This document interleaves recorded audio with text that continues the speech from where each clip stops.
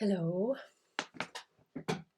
So I haven't made one of these videos in a while, and as usual, I do have a sense of what I want to speak about, but I also don't really know where this is going to go, and it hopefully will help me get some clarity about what I want to say. And I have written a few notes. I think what's alive for me at the moment in the last few days is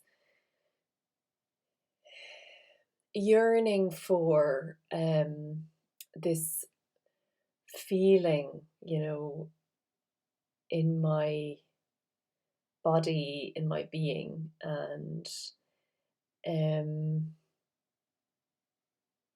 I think really recognizing it because of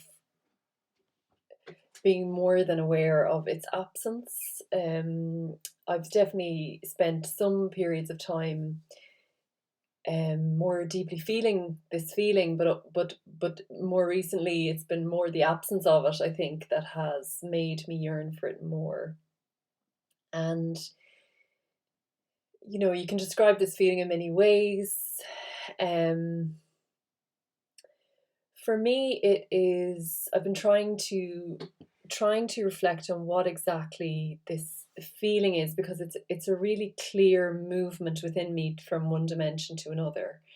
And I would call it a far richer, deeper experience of being and of life. And it's a relational quality. It's a deeper, richer connection to myself and to those around me. And it's an ability to feel myself more deeply. But viscerally, it actually feels like I'm inhabiting my body more. I'm here and I want to be in my body. It feels good, it feels rich, it feels connected, and it feels like it can handle anything. Um, and I know only too well I suppose the opposite of that feeling, or the absence of that feeling, which is not being in my body, feeling on the surface of things, feeling very much here in the head, um, a much more worried and anxious state of being, um, and not feeling connected to people, being more kind of judgmental of people, I think, or more constantly assessing how that person is in relation to me, a comparison kind of state of being. Whereas when I feel that deep down richness in myself, and connectedness to myself and connectedness to others, it really is a feeling of deeper oneness and kind of sameness, and not needing to compare, because there is a sense that it's all the one thing. Like all the spiritual teachers say, that is the feeling of it. There's Comparing seems ridiculous, and you can really identify that comparing is of the head and the mind, or at least this area of the body. It feels that way for me, at least. And so when I'm down here in my heart and also in my whole body, um, and my beingness has dropped down there, I can feel that oneness with everything else. And um, yeah, of late, and I would say, for quite a while, I think that feeling is more absent than present. And so it's more of a missing, a yearning of that feeling, and really having to make an effort to pause, drop down, take certain actions to actually bring me there. And also, what helps bring me there is connecting with people who have a similar yearning and genuine intention and desire for that type of connection. And I've experienced that a little bit recently, and it just, reminded me again that that is really what I value. And what I'm deeply interested in. So I think what, what's a constant source of frustration is that I can't figure out, or my mind can't figure out, how to bring together that state of being with an income.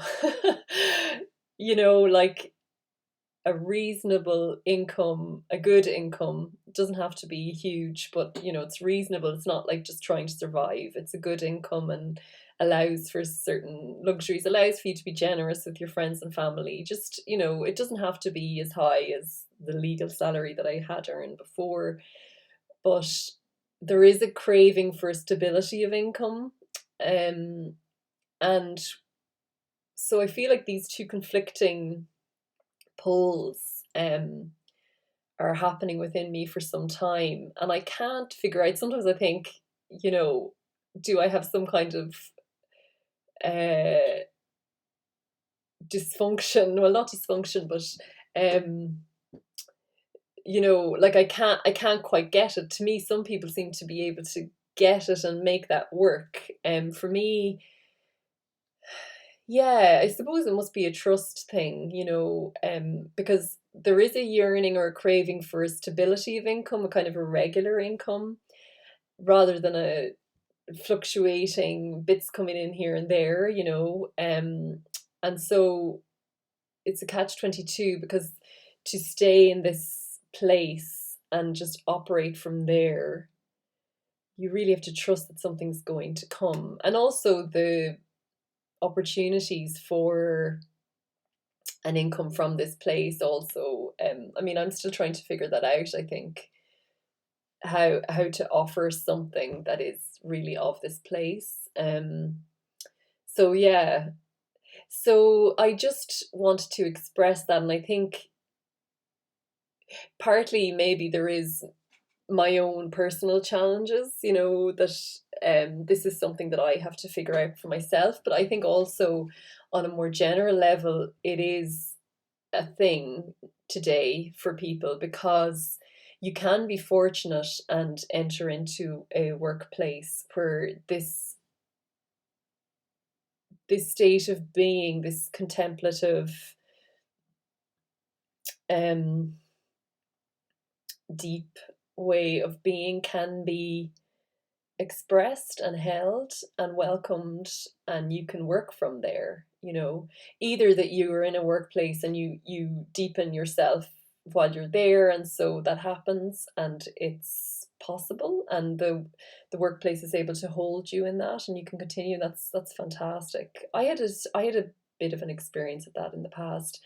um or that you're lucky enough to find a new workplace that in fact kind of welcomes that way of being, and um, nourishes it and holds it. And that's really great too. I mean, it's not necessarily, obviously, you can be very productive in that state of being too. So it's not really about that. But I was thinking that many, many workplaces today in our world, um, you know, don't necessarily hold very well that way of being, because it's typically more it's typically slower and more relational and possibly more quiet but strong. And I think it can be powerful and quite, and often kind of silently against the go, go, go, progress, progress, progress agenda of many businesses. And so it can be kind of, if you're holding that way of being, um, yeah, and you're strong enough to really hold it, it can feel a bit threatening to the way that business operates, if it's a business, if it's kind of a typical business maybe in today's world that doesn't necessarily value that. um and so what can happen, I suppose, is that either you would leave because you don't feel that that you're kind of nourished and welcomed, or you might compromise or relent and sacrifice that which is of value to you. So, I was just, yeah, just reflecting on these things, because they're very real for me. And I think what the other option, of course, is to develop those spaces yourself. And then comes the big question of also having, I suppose, a sound and good business sense, and translating that into an income. And um I think it's of huge value. That state of being today is of huge value. It can just be challenging to put a figure on it, I suppose. For me, I just want someone else to do that and to recognize it, and to, you know, here's the money. It doesn't have to, as I said, it doesn't have to be, it's not about making tons of money, but it's just about making a good and reasonable income, which I think is fair, and I think it should be. And that's why I get frustrated, because I get angry with the universe that makes these things challenging, because there is so much money out there and it should be relatively easy. You're like, just pay me a reasonable income and I'll hold this, and I'll operate from this, and this is what I really want to do. But yeah, I suppose that's not the way the world works. We have to maybe learn these things ourselves. Yeah, I'm not sure. So thank you for listening. That's just some sharing for today.